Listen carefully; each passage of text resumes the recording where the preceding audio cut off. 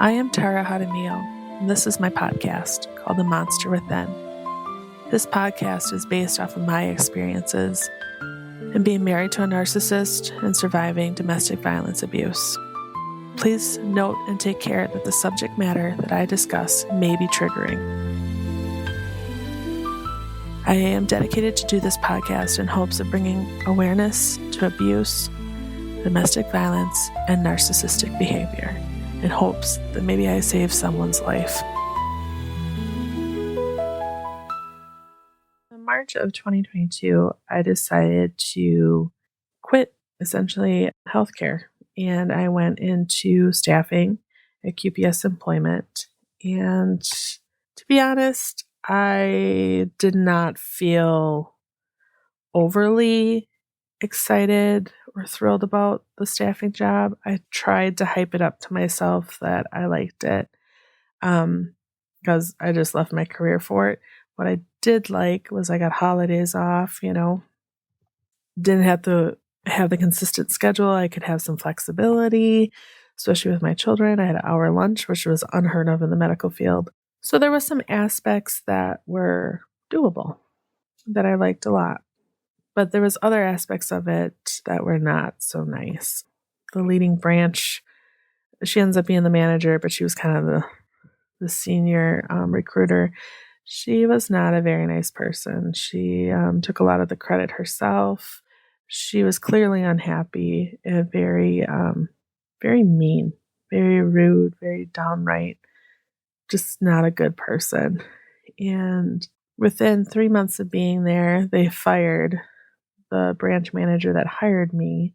And I really noticed how quickly in and out people were. And another thing I noticed is the people that I was staffing were convicts, and some have changed their life for better, and others, they were literally not good people. There was times where one person threw a hammer at someone. We had to fire him from that job and not have him working with us. There was another time there was a person, this sex registry, and he cut off his band. And before he did that and had a whole nationwide search going on for him, I had to pull him out of a factory because he was threatening and on drugs. And that was the most intimidating feeling I ever had from somebody. I wasn't sure if he was going to kill me or not. He was a pretty scary dude. And I realized, I don't know, I don't really like this job. A lot of these people make promises to your face and then they don't show up, or they start yelling at someone, or they start, worst case scenario, sometimes they would, be violent. And so I just didn't know what my future was going to be there. I tried to put everything that I could. I did get the bonuses. I got over $400 in bonuses and for placing people. And so I worked really hard. And I knew, though, that this was probably not going to be forever.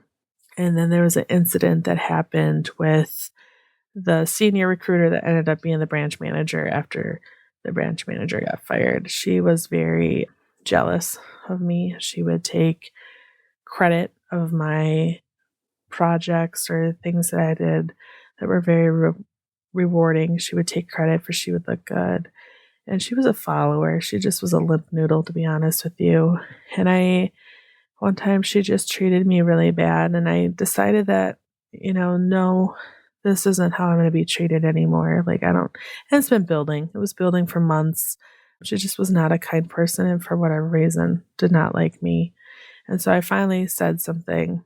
And looking back at all these different situations, the cancer that I had was kind of the foundation that was starting to crack. And I was starting to become more spiritual. God and I have, since that time, have gotten really close and have a really good relationship. And I really think that was kind of the start of how everything started to kind of change within myself, having more boundaries, and within my marriage. I started to notice things. Juan had gone back to drinking shortly before COVID.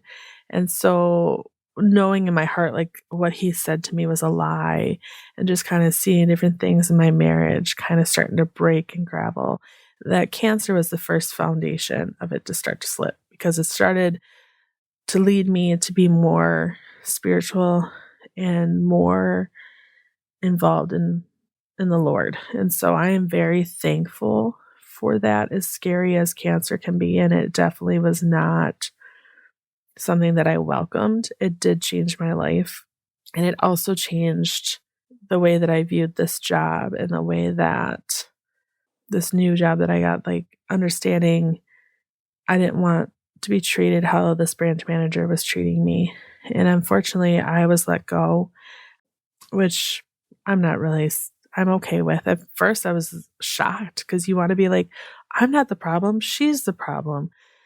But really, honestly, God did me a favor. You know, she now can use other people's lives, and she's gonna have to stand up for her own work, and so, as hard as sometimes bad things happen, I am thankful that it did, because that was the second crack to go, and I really realized in my marriage how things were kinda turning out, and so I got let go on January 5th of 2023, and during that time, I could see Juan was really unhappy, probably for the half year before, like, maybe September.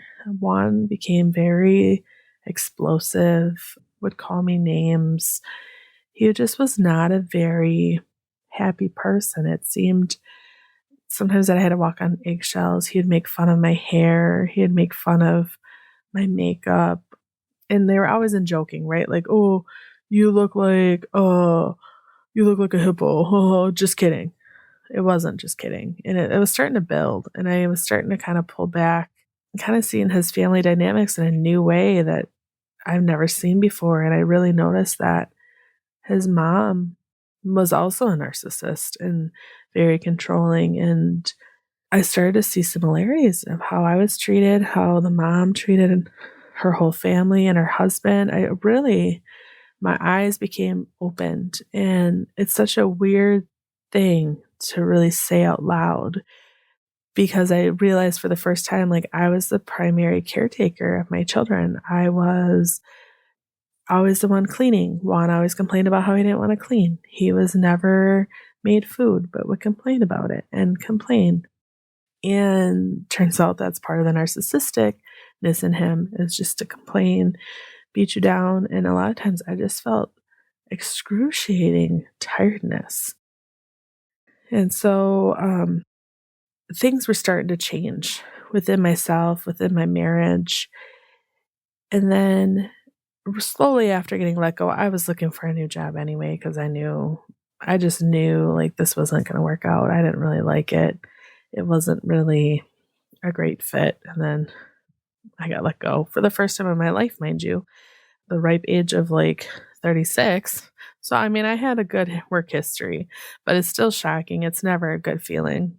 And now, after some years have passed, I feel better about it, where I can look at it and be like, "Okay, well, even though it was sad, it wasn't meant to be, and I was done a favor."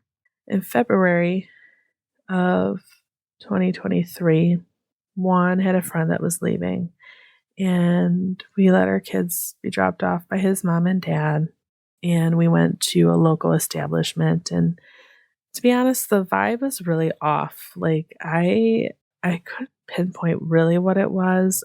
At one time, Juan was talking with his coworker Caitlin, and she was really being really obnoxious and laughing with him and kinda touching him and kinda pushing into him, and at one point, he turns and he introduces me to her, and she just kinda blows me off, and I was like, "Okay, whatever." We've all seen that kinda girl that's just interested in her coworker and doesn't wanna meet the wife, or something was kinda off with it, but I was like, "Whatever." Shortly after we ate, I said, "You know what? I'm gonna go get the kids. I just don't like how this atmosphere is." So I get my children from my in-laws at that time. We go home, and I don't hear from Juan. I don't hear from him until 5 in the morning, and he's waking me up. And he goes, Tara, I have a situation. I have a situation. And I said, what's going on? And he's like, I need you to come down. I need you to come talk down to this girl. Like, Caitlin, or that you met, like, she's downstairs. And I'm like, what? Why is she not in our house, but she's in her car, and like she's flipping out and she's upset. And so I go down there, and I obviously they've all been drinking. So I grab a bottle of water and I go out to see what's going on. And I see her in the driver's seat driving her car, crying. And then I see Juan's friend Austin sitting next to her in the car.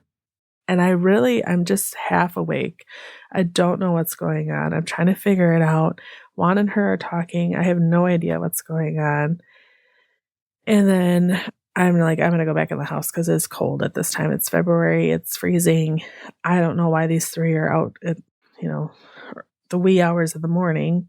And he comes in and he's like, after I went in the house, he comes and follows me. And he said, honestly, I just want to be honest with you that I was going to have a threesome with my friend and my coworker. Like they're both his coworkers, but he was going to have a threesome with his friend Austin and the girl Caitlin.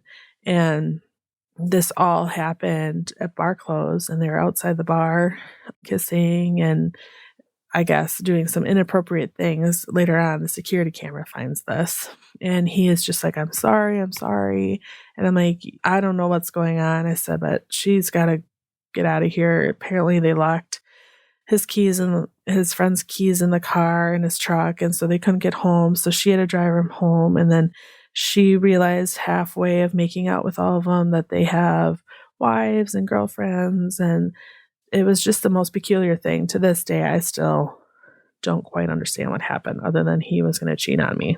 And it's a pretty awful feeling to be cheated on. And it's especially to wake up in the wee hours of the morning and be told this, and seeing a girl cry and be told that your partner was going to have a threesome, even though this was never discussed. This was not the life that we lived. Like, we were, I thought, happy together.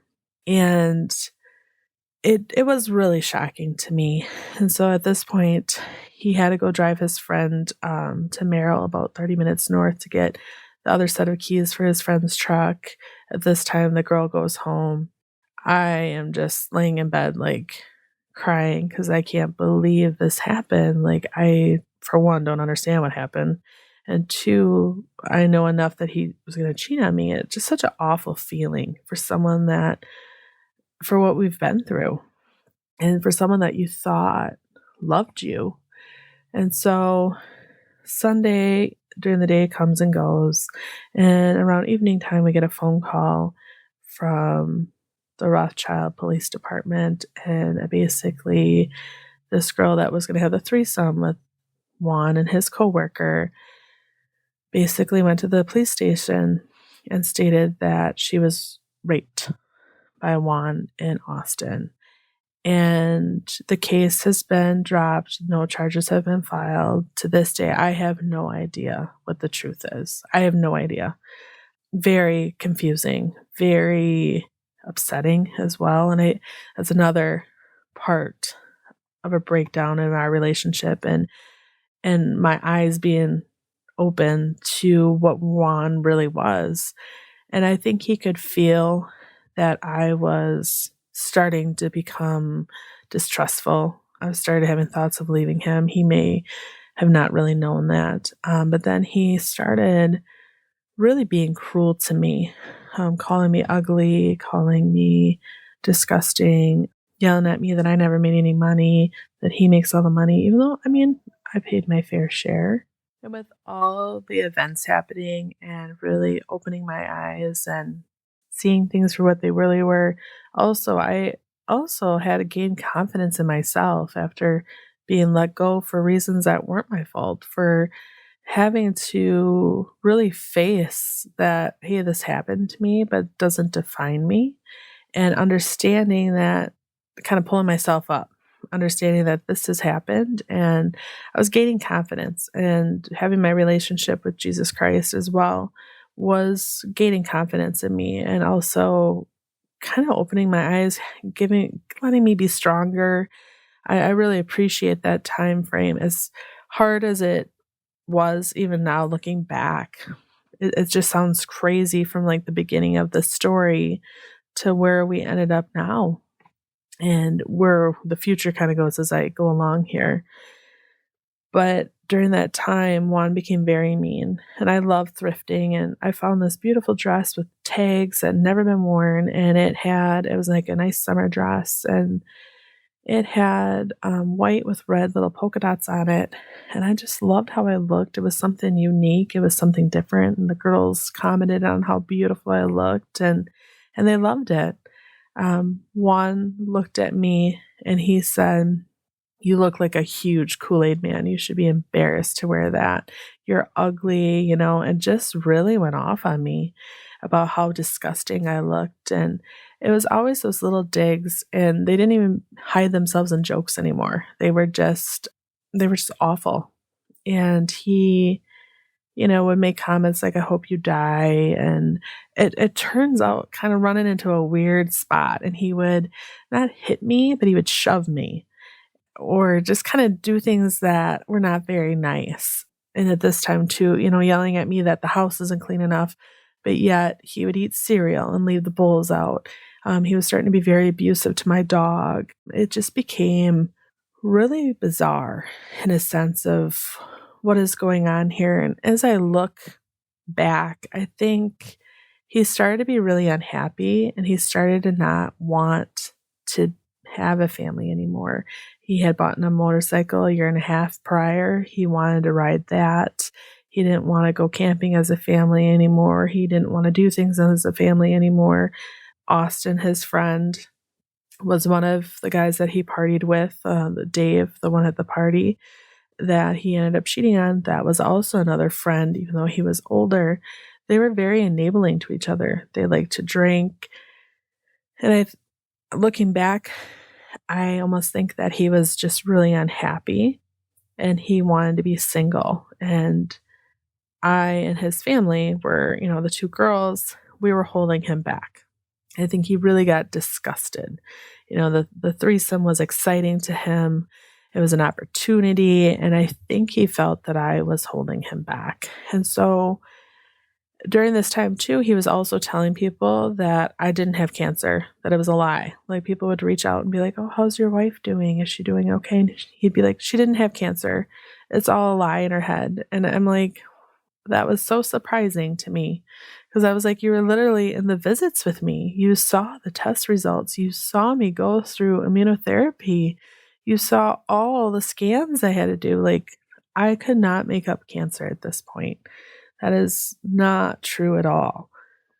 And at this time as well, I seen that he wasn't really happy with work. I could just see how angry and disgruntled he was becoming within his job and the drinking. It didn't just was one beer after he got home, it was a 6-pack. And Juan was very unhappy, and we're starting to walk on eggshells. The girls and I would go upstairs and spend time together, and then he would be mad that nobody was spending time with him. But yet when we were down by Juan, he was negative, picking on me, just not pleasant to be around. I would later find out that he was on probation for making very aggressive remarks to a coworker that was gay. And that didn't come out until later. But I was really shocked to hear that because apparently he got angry at work. And he was probably very lucky that it was during COVID because he would have been fired otherwise. But because of the low staff and the needs, they kept him and put him on probation. I had noticed that Juan was getting more abusive, shoving me more, yelling at me more, becoming angry. It turns out he was having more problems at work, such as with his behavior. He got on probation because of saying not very nice remarks to someone that was gay in his department. And luckily it was COVID because he probably would have gotten fired. But because of the short staff, they gave him probation. They have never said that officially, but normally making not good remarks is, allows you to get terminated. So on the last nice weekend